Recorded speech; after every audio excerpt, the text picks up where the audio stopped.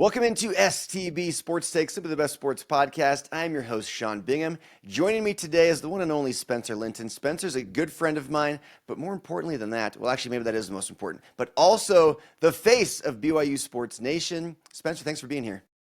Good to be back with you, man. It's been too long.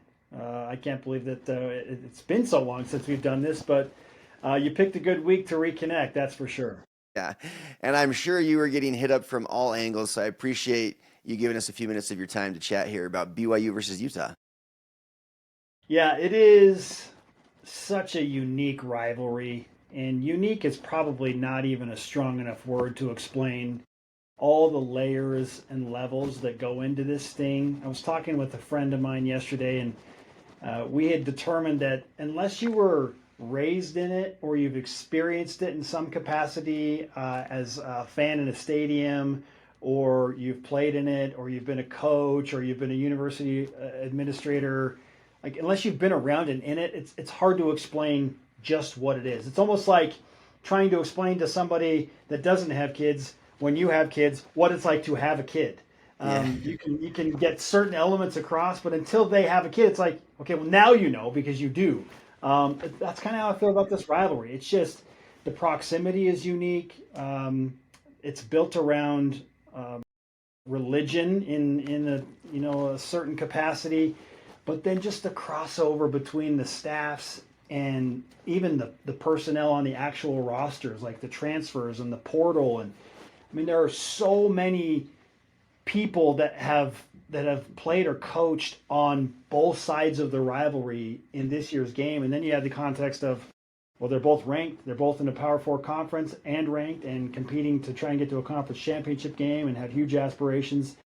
I mean, you pick the angle you want to go at, Sean, because it is this one is shaping up to be an all-timer as far as like ramifications go. Yeah, it's pretty wild, and we've got Big Noon coming. Are you working at all with them? I know it's obviously a different network, but are you involved at all with Fox's Big Noon coming to town? So outside of doing interviews on BYU Sports Nation with Robert Griffin III and maybe doing something on game day with either Brady Quinn or Matt Leinart, not directly for Fox's on-air product per se, but we do have some crossover with the Fox personalities to promote the game and to get people ready for it. But yeah, the Big Noon kickoff scene should be unbelievable this weekend. And I anticipate that a bunch of Utah fans are going to come down and try and crash the party. Absolutely. Absolutely. Are they doing any, I saw that on Utah's campus, I don't know if you saw this, but they went around the entire campus and crossed out all of the Y's. Did you see this? So anywhere where there was the letter Y on campus, they did like a big red X over the top of it. So like on all the University Y of Utah, everywhere on campus, it's crossed off. And when it says exit only or parking for so-and-so only, the Y on only is crossed off everywhere. All right, is BYU doing anything like that? No, not that I know of, and I don't anticipate that they will. I certainly don't think that university officials would allow anything like that to find any U across campus and cross it out. No, it's just par for the course, you know. Yeah, that's more of a little brother move to. It's I'm not surprised that is happening. I appreciate the dedication to the rivalry and the gamesmanship and trying to get, students on their campus ramped up about it. Like, fine, whatever. But that one seems a little too trivial and petty. Like, it's just whatever. Yeah. Yeah, so let's get into the game a little bit here. Obviously, you said this one has like massive ramifications. It really does, because this is really a battle for positioning within the Big 12. BYU's kind of tied for first. Utah's right there. Their only loss is to a very solid Texas Tech team. Maybe before we get into the actual game itself, I wanted to ask you more of a Big 12 question. Do you think the Big 12 is in position to get two teams into the playoffs, or is this kind of like a win the conference or get left out type of thing? Right now, it feels like the conference is slated as a one-bid conference. And I'm not saying that it can't change, but it would probably require something like, this is hypothetical here, Texas Tech runs the table through conference. They get to Arlington and they're playing in the Big 12 championship game and they lose to whoever their opponent is, whether it's BYU, Utah, Cincinnati.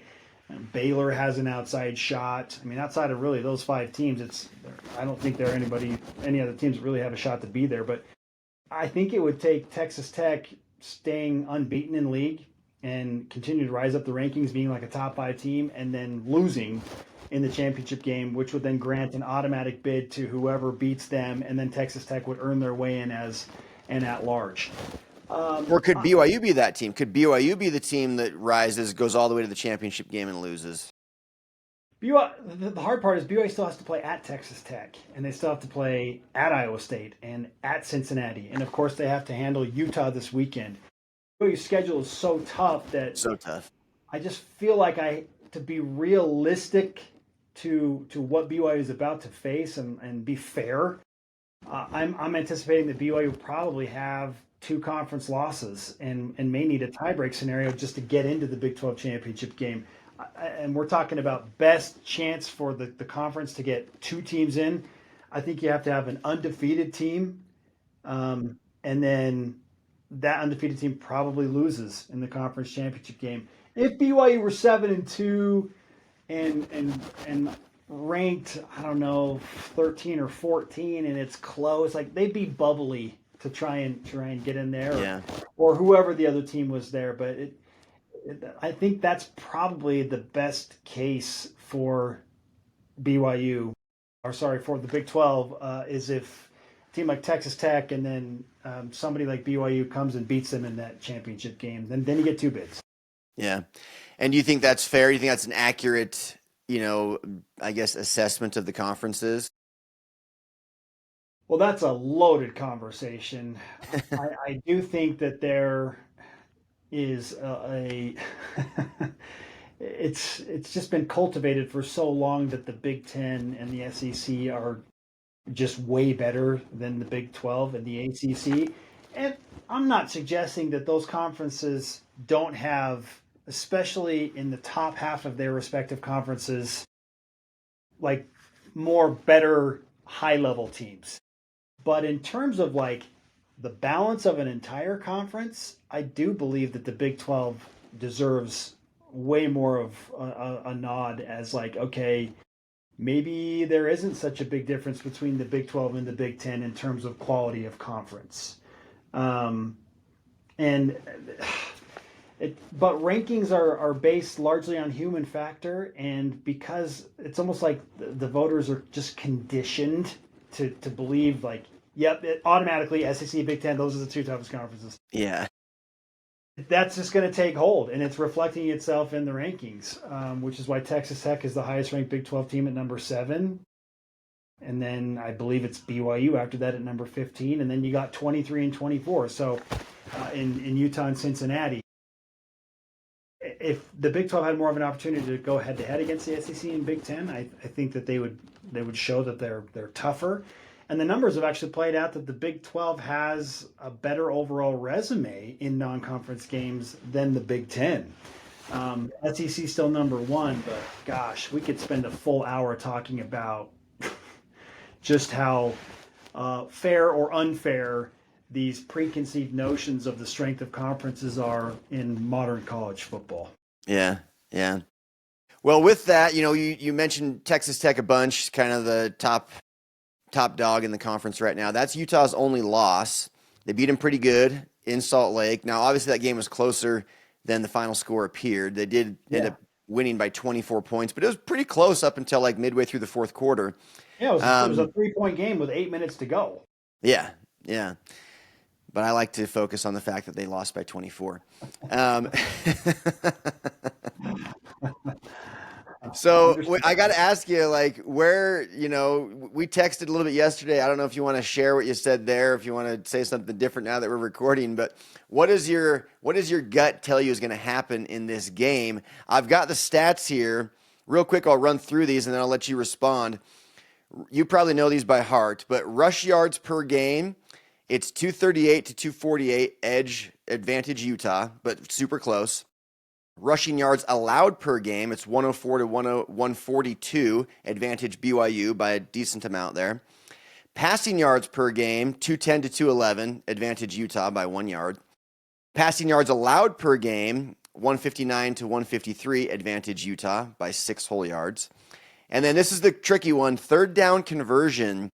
Utah's the best in the country at 61%, and BYU just 44%. So you look at that, it looks very, very evenly matched. Utah's had a slightly more difficult schedule, especially with that Texas Tech game, but BYU's at home. So with all that now, what is your gut telling you? What's going to happen here? Because it's the history of the rivalry is such that most of these games come down to the final possession, it's hard to waver from believing that it will be that type of game. Almost a whoever has the ball last wins the game scenario. And you take into account what happened last year when BYU was in a way better place than Utah. And the Utes were struggling and playing a third string quarterback, and they had lost a bunch of conference games in a row. And BYU's 8-0 and ranked in the top 10, and the Cougars were going in as the clear favorite on the road at Rice-Eccles Stadium, and it still took what many BYU fans call a miraculous holding call on fourth down. They call it fourth and hold, to grant BYU a second chance, and then BYU moves the ball down the field, and Will Farron, their kicker, has got to kick a lengthy field goal in a rushed format just to win that game by 1 point. So this year, it feels like the teams are evenly matched, and so it's a little easier to go into this game thinking it's going to be close. I know that most odds makers have Utah's up roughly 3 to 3.5 point favorite. And I said it to you yesterday. I think it's totally fair based on the analytics and the numbers and how efficient Utah's offense specifically has been. I'll throw in one more statistic that's pretty notable. In the red zone, Utah is the number 3 red zone offense in the country, and they, in 29 trips, they have scored 25 touchdowns and Holy kicked cow. three field goals. So they've only come up empty once in the red zone all season. That's unbelievable. That's really, really, really strong. BYU has a good red zone defense by any notable metric. Top 20 in the country in that portion of the field on defense. So who can kind of rise up in that scenario? How much does home field advantage with the crowd help BYU in that regard when they are kind of in the shadow of their own end zone and they're defending and trying to keep Utah out of there? Like, what can BYU slow down Utah's offense? If they do, then I think that is a massive boost for BYU on some confidence points and obviously keeping that Utah score down. So how is it going to play out? I expect it to be close. I just do. This game just gets weird late, and even when some teams are up double figures. Utah was up double figures in the second half last year. BYU ended up winning.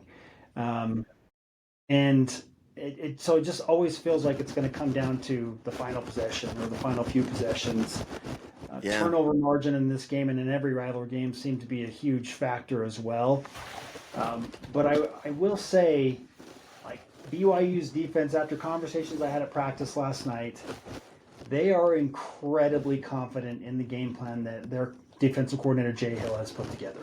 Okay. Like, incredibly confident that they can make Utah's offense one-dimensional and feel, specifically their quarterback Devin Dampier, they can make him feel uncomfortable. And obviously you're trying to make him look pedestrian. They feel like they have a great scheme and game plan to do that. I love that.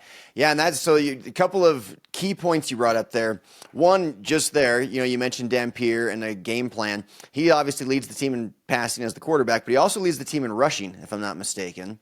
But BYU has one of the best linebacking cores maybe in the country.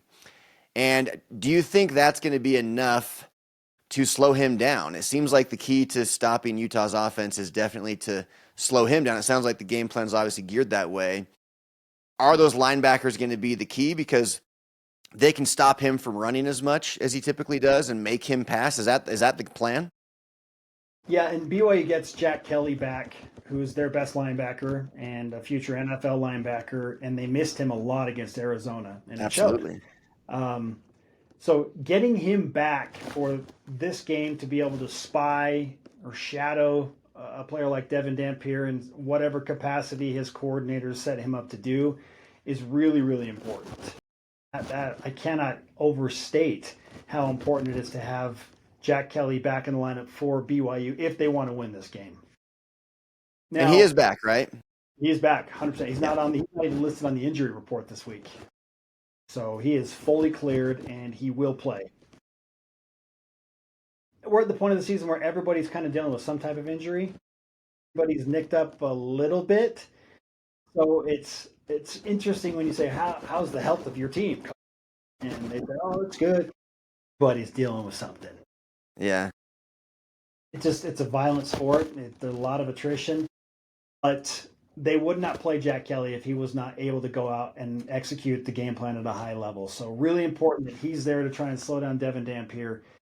Dampier is very, very effective when he is kind of just freestyling. Yeah. When he gets outside of the pocket and he can extend plays and he's super athletic, then that's where some of those bigger home run plays can happen because he's just ad-libbing and using his elite athleticism to do that. That said, Sean, I saw a stat this morning. When Devin Dampier is attempting a pass of more than 20 yards down the field this season, he is 3 of 19. Yeah. No, he doesn't 3 throw it down the field. of 19. They are not, I'm inclined to believe, going to stretch BYU's defense with the medium to long passing range attempt.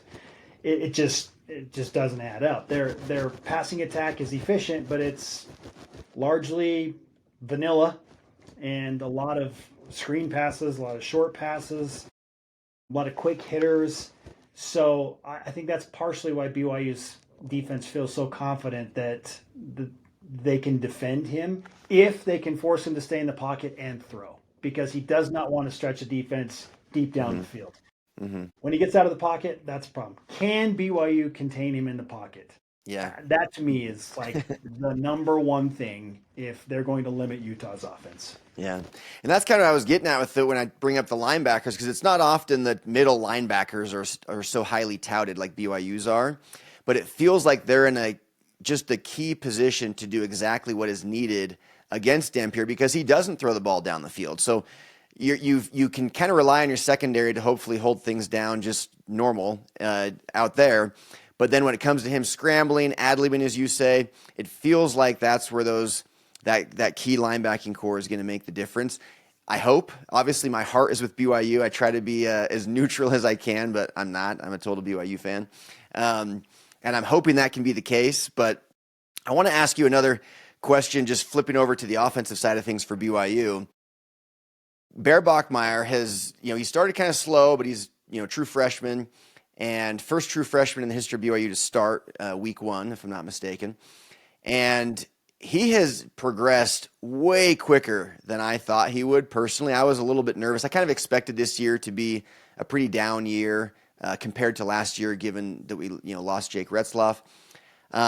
What's your impression of Bear Bachmeier so far? And what are your thoughts on him going into this massive rivalry game against a ranked opponent as a true freshman?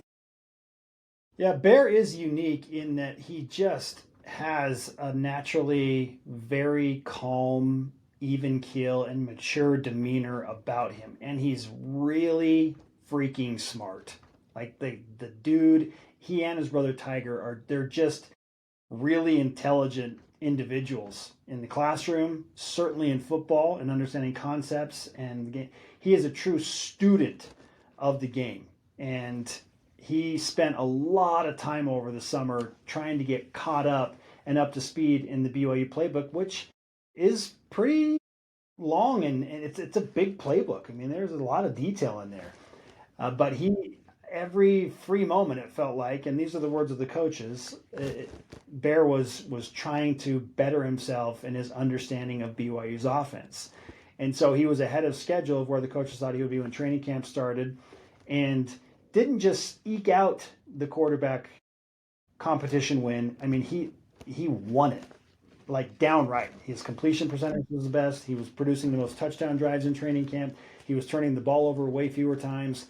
He outright just won that thing, and it wasn't close. He was clearly the guy because of the effort that he put in the summer and in training camp to get himself there.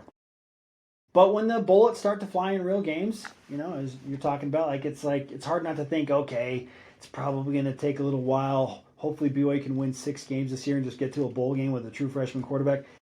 They're 6-0. And they've had to win some tough games.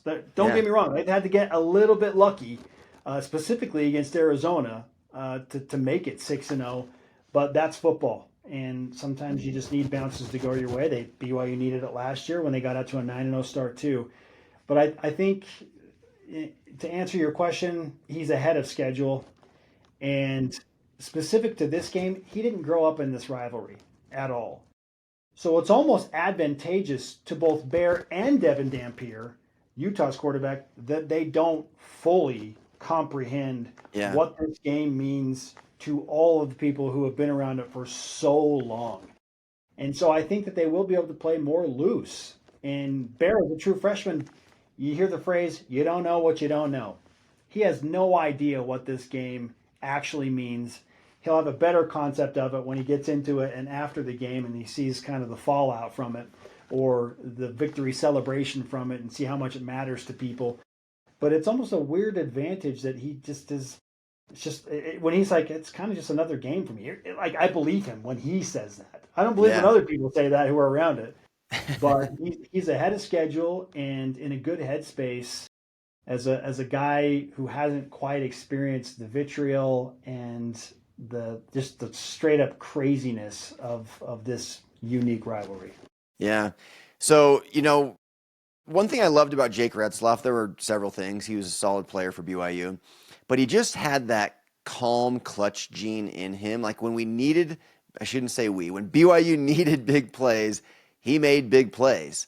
And that's something I think is going to be needed. I think about Bear Bachmeier in that situation. I don't know. I'd like to believe that he can do it like Jake Retzloff did. But Retzloff just gave you that confidence where if he had the ball when it mattered most, he was going to lead the team down to get some points. And then on the flip side of that is Will Ferrin. Will Ferrin has been on a tear or was on a tear. Looked like he was NFL bound. Maybe he still could be. I don't know. They don't take very many kickers into the league each year. But the last 3 games, he's missed a kick each of the last 3 games after making like 19 in a row or whatever it was. 24. Was it 24 in a row? Yeah. So, but it feels like maybe there's a little bit of a slump. I don't know.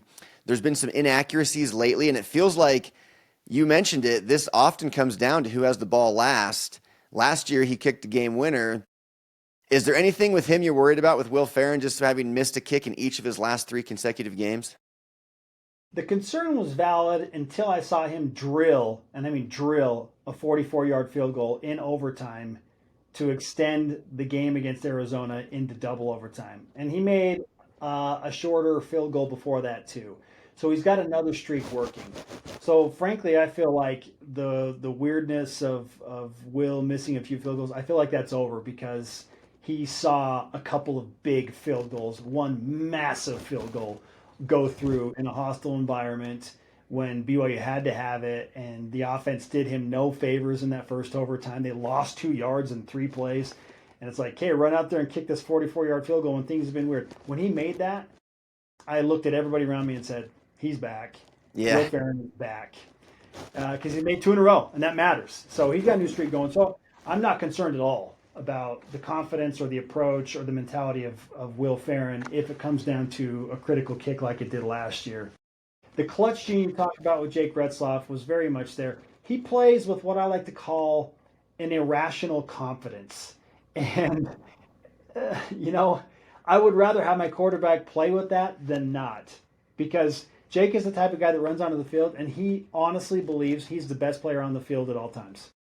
That's why he's talking about before he had to transfer and that whole situation developed. about being in contention for a Heisman Trophy at BYU. Like that was his goal. He's like, I want to be in the Heisman race. Like, whoa, whoa, whoa, whoa, whoa, calm down. But that's how he thinks. That's how he feels. Bear Bachmeier is not nearly as outspoken, or doesn't seem to like care, or things awards of that nature don't resonate with him. But I assure you, he is supremely confident, and we've learned some things about Bear now that he's turned the ball over a few times. You watch what he does after he has turned over the ball. Goes right back to work, isn't shying away, is still trying to stretch the defense, throwing the ball down the field, and making critical plays when they need to happen the most. Bear Bachmeier scored 2 rushing touchdowns late against Arizona. BYU had to have one to tie the game. He had the game winner in double overtime. Aaron Roderick, his offense coordinator, clearly trusts him. They put the ball in his hands to make a play when BYU needed it most, and he had to do it multiple times at Colorado as well. So that clutch gene is starting to gather a resume in Bear Bachmeier. He's just not as maybe flamboyantly outward about his confidence as Jake Retzloff was. But I'm with you. I loved it. I loved that Jake had that. It was Loved it, man. really That to fun me, watch. that is one of the most vital attributes a quarterback can have, is just supreme confidence when it matters most. Because it's crazy, like those game-winning drives late in the game when your team needs a score.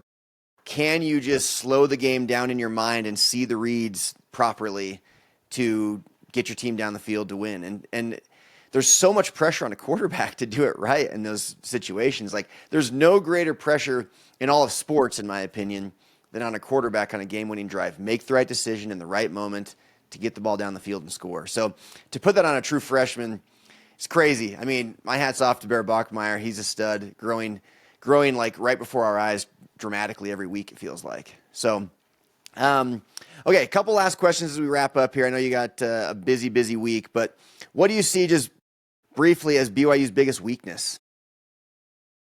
Ooh, that is a fascinating question, because I don't think that BYU has any glaring weaknesses per se, but there are a few valid concerns, and it probably centers on depth in the trenches, specifically with the defensive line. Do have some question marks about BYU's ability to stop the run and contain athletic running quarterbacks and stay in their alleys and be gap sound and assignment sound, especially if they have some guys out. Last week, BYU was playing without Anisi Purcell, who was injured, and then Keanu Tanavasa got ejected for targeting early in the game. So losing 2 of their critical interior defensive linemen, we saw Arizona kind of take advantage of that. And at times, Colorado's running backs got loose a little bit, their quarterback. Even some moments against West Virginia, it just didn't seem like that BYU was getting the havoc and the pressure that they thought they would with their defensive front and their linebackers for much of the season. The numbers just haven't panned out like defense coordinator Jay Hill said they would in terms of creating chaos and havoc and sacks and quarterback hurries and turnovers. It hasn't done what he thought it would do, and I think that's because there's been a little bit of a lack of depth on that defensive front. Justin Kirkland is a transfer from Oklahoma State. He's just getting back into the mix. He's played a few games now, but he was out for the first 3 or 4 games. And so it's BYU's kind of just been trying to figure it out. But they don't have that dominant defensive front. Their linebackers eat for sure. And to be fair to the scheme, BYU with their unique, sometimes 3 down, 4 down front, those guys become block eaters, and that's why the linebackers are so noticeable. Like, they're the ones making the plays, the sacks, the picks, the quarterback hurries. That's how BYU designs it. But if someone gets hurt or someone's not able to play up front on the defensive line, then that could be a major cause for concern about just having the maturity and the reps available to handle the very difficult schedule that approaches for BYU over the next 5 weeks, beginning with Utah. So that is a little bit of a concern. And then BYU misses a deep threat on offense in the wide receiver position. I know that Chase Roberts and Parker Kingston are both very talented and certainly have the ability to stretch defenses in their own unique ways, but I'm talking about like a true just speed option deep threat. JoJo Phillips was that guy. He got injured against Stanford, and they've missed that. Cody Hagan has stepped in and done what he can, but BYU hasn't taken many deep shots down the field because they just don't really have that true deep threat guy. And that concerns me a little bit too. Because if someone else, heaven forbid, and that wide receiver core gets hurt, then what do you do? Where do you go? Yeah. So BYU could ill afford to lose another star wide receiver. And I feel the same way kind of about the running back position too. With Sione Moa, who's the clear number 2, he's out, and he probably would be out until at least the Texas Tech game. Behind LJ Martin, who's their running back? Yeah. Who is there? Preston Rex, largely inexperienced. Enoch Nawahini's been injured. So there's some depth concerns at the skill positions for sure. BYU can ill afford to lose somebody of prominence.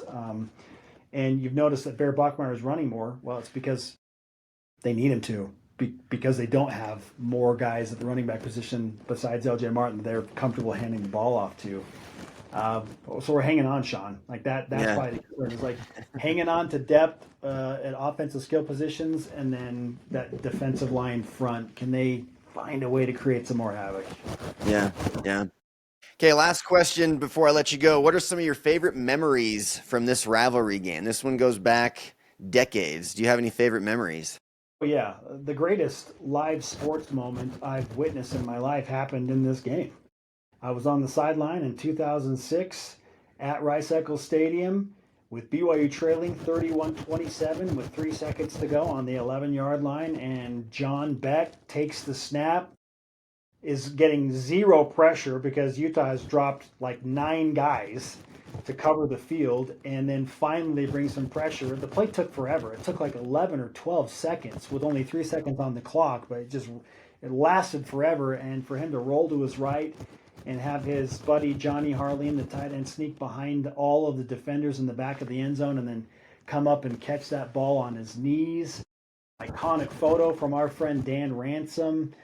Captured the moment of the ball right before it falls into Harleen's hands. That is number one for me in this rivalry, and frankly in all live sports moments that I've witnessed. That was absolutely unbelievable to be there and be in the mix, on the sideline right where it happened in that end zone. I will never forget that. Outside of that, gosh, last year's walk-off winner was unforgettable with Will Ferrin, when it seemed like, I thought for a good 10 or 15 seconds BYU had lost the game. Jake Retzloff had been sacked right in front of the end zone. It was over. It was done. And then the penalty. So to win that, to snatch victory from the jaws of defeat that way was really fun. And it's crazy that those 2 games I referenced right there, those are the last 2 times BYU has won in this rivalry game at Rice-Eccles Stadium. It was 2006, and then it took 18 years for BYU to win in Salt Lake City again until last year. So never forget those. 4th and 18, 2007. I was in person there at LaBelle Edwards Stadium to watch Austin Collie catch that pass, and BYU survives there. And I was there for Hall to George in 2009, and overtime, BYU walked that off. Yep. But I think maybe one of the most underrated favorite memories I have in this rivalry game is in 1996 when BYU and Utah were playing for a Mountain West Conference championship. And BYU had to go to Rice-Eccles with Steve Sarkisian and their talented core of running backs, Brian McKenzie and Ronnie Jenkins, and BYU's ranked in the top 8 in the country. And Utah was good. They had a big running back named Chris Fuamatu-Ma'afala. And BYU just ran them out of their stadium. BYU rushed for 300-plus yards. And Steve Sarkisian only had to throw the ball 12 times for 70 yards. And BYU just ran them out of the building by 20. It's the last time BYU blew out Utah, 37-17. It's been that long since BYU has truly blown out their rival. Yeah.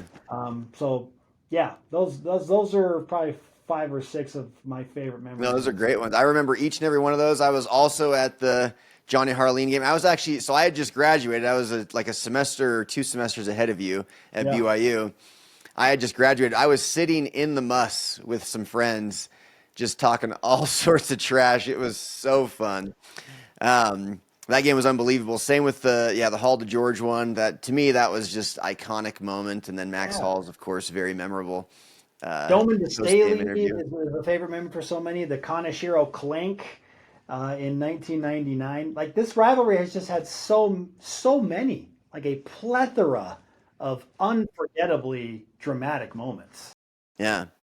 So you mentioned, I know I said that was the last question, but you mentioned something I want to touch on real quick. You know, BYU hasn't blown out Utah in 30 years or so.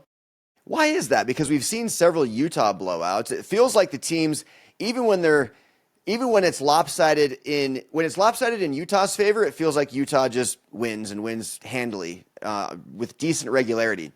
When they're evenly matched, it's evenly matched, and when BYU is kind of the better team, it's also evenly matched. Why is that? I wish I had an answer for you. It's honestly it's one of the great mysteries of this game. Like why can't BYU just have their turn and blow out Utah? Like why can't it happen that way? Um, yeah, because even in 2006, BYU was a clear favorite, and it took a last second Beck to Harley miracle, which I some know. people consider the number one or number two greatest play in BYU football history. And in '07, BYU was on paper a better team.